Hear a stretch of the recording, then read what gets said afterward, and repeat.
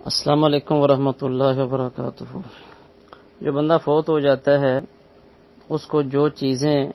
اس کے مرنے کے بعد فائدہ پہنچاتی ہیں ان چیزوں میں سے ایک صدقہ جاریہ بھی ہے۔ صدقہ جاریہ کا معنی یہ ہوتا ہے کہ بندہ ایسا صدقہ کرے کہ جو اس کے لیے، اس میت کے لیے پیچھے جاری رہے، جب تک وہ جاری رہے گا اس وقت تک اس بندے کو صدقہ ثواب ملتا رہے گا۔ باقی رہی یہ بات کہ اللہ کے رسول صلی اللہ علیہ وسلم نے کسی خاص صدقے کی تلقین کی ہو تو ایسی کوئی بات میرے علم میں نہیں ہے۔ البتہ اگر صدقہ جاریہ میں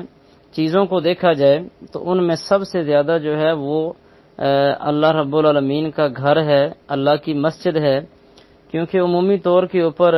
اگر کسی نے کوئی رفاع عامہ کا کام کیا ہو سکتا ہے بعد میں ختم ہو جائے، کسی نے کنواں کھدوایا ہو سکتا ہے پانی ختم ہو جائے، لیکن مسجد کا معاملہ ایک ایسا معاملہ ہے کہ مسجد جس جگہ کے اوپر ایک دفعہ بن جاتی ہے تو پھر وہ مسجد وہاں سے ختم نہیں ہوتی، اور کم از کم یہ ہوگا اگر زیادہ سے زیادہ ہوا کہ وہ مسجد وہاں سے شہید کر کے دوبارہ اسی جگہ کے اوپر نئی تعمیر کر دی جائے گی، لیکن جس زمین کے اوپر ایک دفعہ مسجد بن جاتی ہے تو پھر وہ وہاں سے ختم نہیں ہوتی۔ تو لہذا اگر کوئی بندہ دنیا سے چلا گیا تو اس کے لیے اگر کسی نے زیادہ سے زیادہ بہتر اگر صدقہ تلاش کرنا ہے تو وہ اللہ رب العالمین کا گھر ہے، کسی جگہ کے اوپر